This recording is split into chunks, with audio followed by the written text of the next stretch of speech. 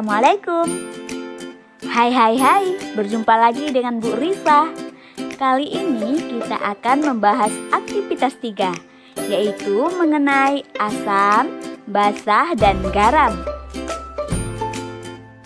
Adapun tujuan pembelajaran kita pada kali ini, melalui studi literatur, Ananda dapat menjelaskan definisi asam, basa, dan garam. Nah, adapun peran guru dan orang tua.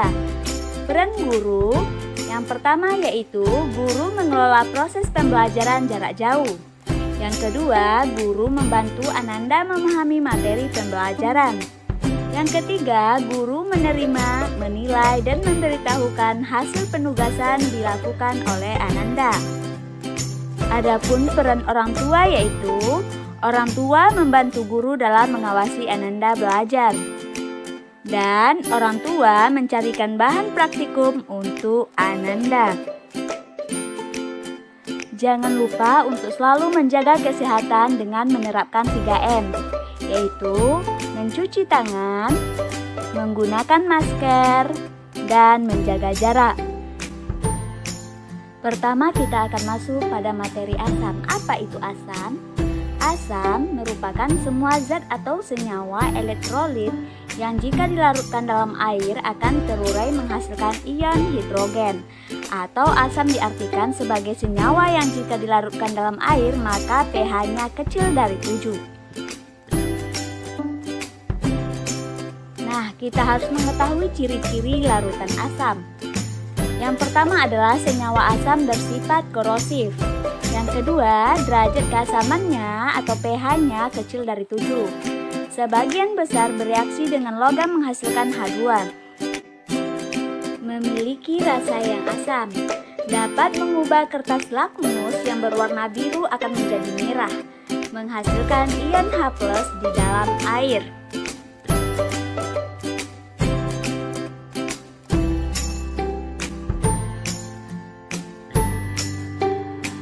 Larutan asam dapat menimbulkan dampak negatif bagi lingkungan, seperti hujan asam.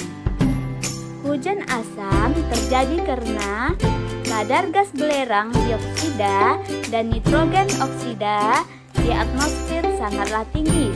Maka gas ini akan bereaksi dengan air di atmosfer membentuk asam sulfat, asam nitrat, dan senyawa asam lainnya. Ketika hujan, maka air yang dihasilkan akan lebih asam dari keadaan normalnya. Gas belerang dioksida dan nitrogen oksida dihasilkan dari pembakaran minyak bumi yang berasal dari buangan industri dan kendaraan bermotor. Selain merusak bangunan, hujan asam dapat menyebabkan kematian pada tumbuhan dan juga kerusakan bahan yang terbuat dari logam. Dan apabila hujan ini ke sungai, maka ikan dan makhluk hidup lain yang berada di sungai akan mati. Berdasarkan asalnya, asam dikelompokkan ke dalam 2 golongan yaitu asam organik dan asam anorganik. Tahukah kamu apa bedanya? Nah, asam organik umumnya bersifat asam lemah dan banyak terdapat di alam. Sedangkan asam anorganik umumnya bersifat asam kuat atau korosif.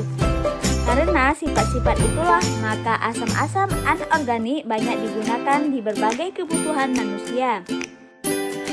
Berikutnya kita akan membahas mengenai basa.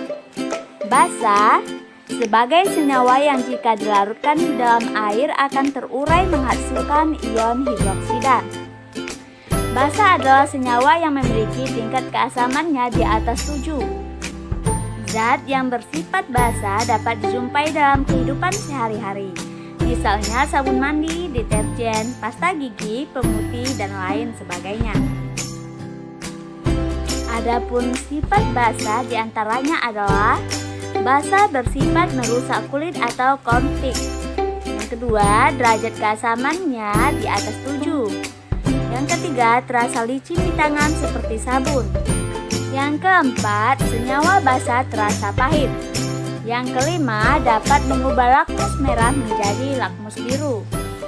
Yang keenam, menghasilkan ion hidroksida di dalam air.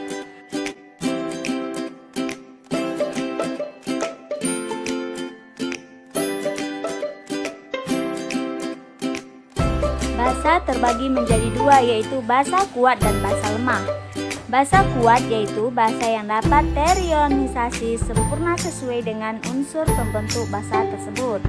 Sedangkan basa lemah yaitu basa tidak berubah keseluruhannya menjadi ion hidroksida dalam larutan.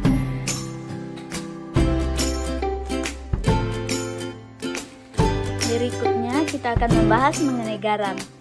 Garam adalah senyawa yang terbentuk dari reaksi asam dan basa, di mana basa merupakan natrium hidroksida atau NaOH ditambah dengan hidrogen klorin atau HCl, akan menghasilkan H2O yang kita sebut dengan air dan NaCl.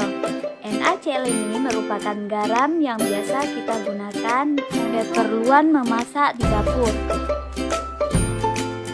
Adapun sifat-sifat garam. Sifat-sifat garam adalah rasanya manis, asin, atau hambar. Derajat keasamannya atau pH-nya sama dengan 7. Tidak mengubah warna kertas lakmus. Tidak menghasilkan ion hidrogen atau ion hidroksida. Kali ini kita akan membahas indikator pada asam dan basa. Ada dua jenis indikator yang dapat kita gunakan pada asam dan basa untuk menentukan asam dan basa, yaitu indikator alami dan indikator buatan. Indikator alami adalah indikator yang ada di alam, di mana kita dapat membuatnya dengan cara membuat ekstrak, yaitu bunga kita haluskan atau lebih mudah kita blender, dicampur dengan sedikit air, kemudian kita saring. Air yang sudah kita saring itulah yang dapat kita jadikan sebagai indikator alami.